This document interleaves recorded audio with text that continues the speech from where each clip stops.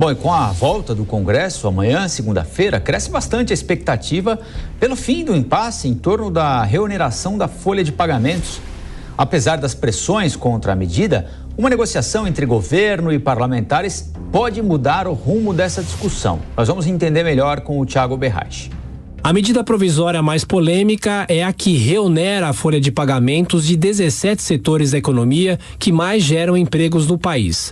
A MP encontra resistência no Congresso e parlamentares da oposição defendem a devolução do texto ao Poder Executivo. A proposta pode receber emendas até o dia 7 de fevereiro. O relator do texto na Câmara, deputada Anne Ortiz, avalia que esse impasse só tem causado prejuízos aos trabalhadores e empresários. Não só os 17 setores da economia que contam, com a medida da desoneração da folha, mas a nossa economia com todo, porque tem um efeito cascata. Então, o projeto foi aprovado por ampla maioria, o veto foi derrubado também por uma votação muito expressiva e o governo apresenta uma MP reonerando a folha de pagamento. Então, esse diálogo que o presidente diz que mantém com a casa, que é um diálogo muito bom e que tratou assim e de forma muito transparente, a gente não tem visto nessa questão. O texto da medida provisória entra em regime de urgência e tranca a pauta de votações da Câmara dos Deputados ou do Senado a partir de 18 de março. Se não for prorrogada, a medida provisória perde a validade em 1º de abril. O governo espera uma solução para o impasse já nessa semana antes do Carnaval. A tendência até então era de que o Planalto editasse uma nova MP, retirando a reoneração da folha de pagamentos. Mas, em entrevista ao jornal Jovem Pan nesse sábado, o deputado Mauro Benevides revelou que as negociações podem tomar um outro rumo. Se não vamos devolver a medida provisória, então vamos negociar uma alteração do tipo phase out, ou seja, você reonera não de uma vez só, porque hoje ele está reonerando, deixando até um salário mínimo, mas acima de um salário mínimo já está entrando com a nova alíquota que é normalmente prevista para a contribuição patronal. O que eu ouvi é de que essa negociação poderá ser feita no sentido de fazer isso phase out, ou seja, vamos fazer primeiro ano 3%, segundo ano 5%, no quinto ano, podendo ir essa reoneração até 2028. Olha só, hein? Até 2028. Isso geraria um planejamento das empresas de poder recompor a sua estrutura de custo ao longo dos anos, porque de uma vez só, realmente há de se convir que é muito pesado. Contando com o texto da reoneração, são 20 medidas provisórias pendentes de votação. No total, 10 abrem créditos extraordinários para diversos órgãos públicos. Juntas, as matérias somam mais de 96 bilhões de reais.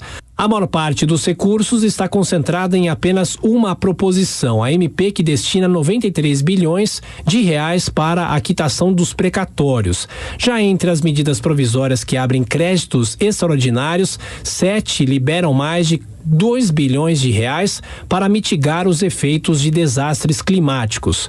Uma outra polêmica que deve dominar os debates já a partir de agora é o veto do presidente Lula a 5 bilhões e 600 milhões previstos para emendas parlamentares. No orçamento aprovado em 2023, esse tipo de emenda previa 16 bilhões e meio de reais, mas com o veto a previsão cai para 11 bilhões. A decisão deve ser motivo de uma reunião entre o presidente da Câmara, Arthur Lira, e os líderes. Para o relator do orçamento, o deputado Danilo Forte, ele ressalta que a decisão do Planalto contraria o discurso do próprio presidente de harmonia entre os poderes. Diante disso, esse debate já se inicia agora em fevereiro, quente, porque os vetos foram aleatórios e muitos, e, por outro lado, também na questão das emendas de comissão. Nós não incorporamos no orçamento, nas despesas orçamentárias, o ganho do governo com o imposto de renda sobre o pagamento dos precatórios. E está lá, o governo vai arrecadar algo em torno de 11 bilhões com essa antecipação que foi feita pelos pagamentos dos precatórios. Como também não está determinada a despesa em função da variação do fundo de compensação da variação salarial, que é o fundo que regula as variações de salários e conformidade com a inflação. E isso são receitas que foram colocadas no orçamento e que não têm despesas ainda predestinadas. Então nós temos aí uma folga de algo em torno de 16 bilhões e o governo cortando 5,6 das emendas de comissão. Esse debate com certeza virá e acho que nesse momento a tendência clara é que o Congresso Nacional derrube os vetos. Apesar das reclamações, mesmo dentro da base aliada, o líder do governo no Congresso, o senador Randolfo Rodrigues, indica que a análise do veto às emendas não deve acontecer em fevereiro. Bom, vamos ouvir um pouquinho o Cláudio Dantas, que vai nos acompanhar ao longo desta edição do Fast News, e saber de você, Cláudio. Boa tarde. Antes de mais nada, qual é a tua expectativa para a volta do recesso parlamentar e se há inicialmente alguma possibilidade de que o Congresso Nacional se disponha a dialogar de alguma maneira, como sugere o deputado Benevides, com o governo sobre a MP da reoneração? Porque se nós levarmos em consideração, por exemplo, as inúmeras entrevistas que a gente faz sobre o assunto com parlamentares, sejam eles de oposição, alguns até da base do governo, parece líquido e certo que o Congresso não quer conversa a respeito desse assunto. Afinal de contas, já decidiu mais de uma vez pela manutenção da não reoneração de impostos para esses 17 setores da economia. Boa tarde, meu amigo.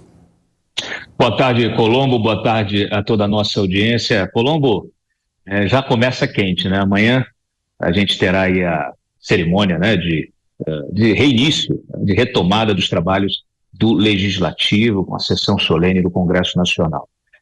O que interessa, né, e de fato amanhã, tanto o Pacheco como o Lira farão discursos nessa linha, o que interessa para as lideranças partidárias neste momento é reforçar o poder que o Congresso ganhou em cima justamente do orçamento. E isso sem contar a pressão que vem sendo feita pela oposição para que esse poder também ele seja intensificado no plano político, no plano institucional, no plano das prerrogativas, né, que, segundo vários desses parlamentares, vem sendo violada pelo judiciário, com essas operações aí que tivemos contra o Ramagem, contra o Jordi, e que me parece que virão outras aí contra parlamentares ainda. Bom, a MP da reoneração é de fato um abacaxi.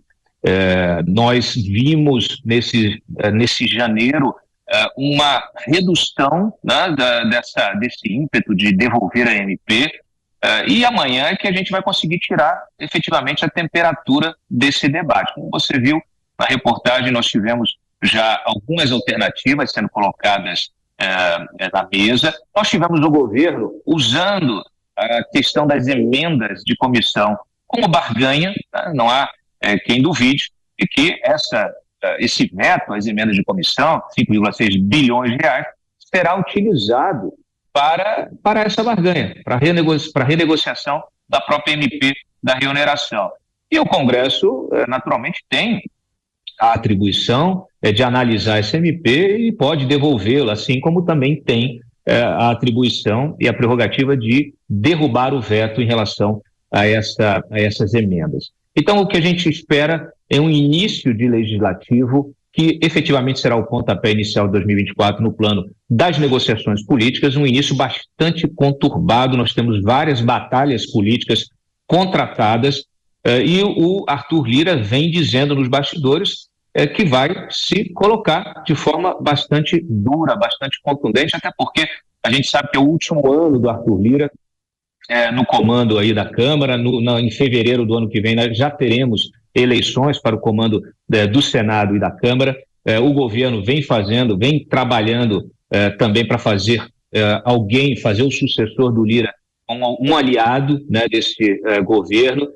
Então, assim, tem muita coisa em jogo. O Lira, você viu, a gente sabe que na política os gestos são muito importantes, e o Lira, ele se negou a participar de todos os eventos organizados pelo Executivo, pela Presidência da República em janeiro, né? Não só o 8 de janeiro, aquelas cerimônias do 8 de janeiro, como também na semana passada, a posse do Lewandowski. Também não esteve na retomada, né, na sessão de retomada do ano do Judiciário. Então, ele vem se posicionando de forma simbólica, e amanhã teremos o discurso. Esse discurso me parece que será contundente e vai reafirmar essa intenção, né, de colocar a Câmara como uma espécie de resistência aos anseios do Palácio do Planalto.